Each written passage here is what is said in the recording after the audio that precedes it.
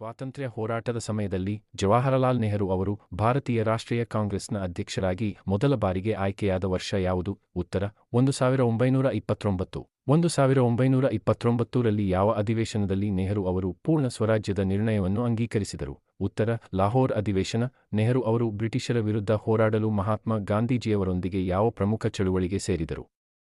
ಉತ್ತರ ಅಸಹಕಾರ ಚಳುವಳಿ. 1942ರ ಭಾರತ ಬಿಟ್ಟು ತೊಲಗಿ ಚಳುವಳಿಯ ಸಮಯದಲ್ಲಿ ನೆಹರು ಜೈಲಿನಲ್ಲಿದ್ದಾಗ ಬರೆದ ಪ್ರಸಿದ್ಧ ಪುಸ್ತಕ ಯಾವುದು? ಉತ್ತರ ದ ಡಿಸ್ಕವರಿ ಆಫ್ ಇಂಡಿಯಾ, ಭಾರತದ ಶೋಧ.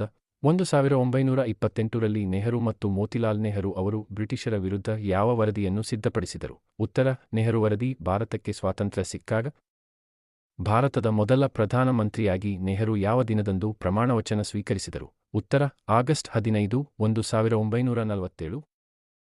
ಕನ್ನಡ ರಸಪ್ರಶ್ನೆಗಾಗಿ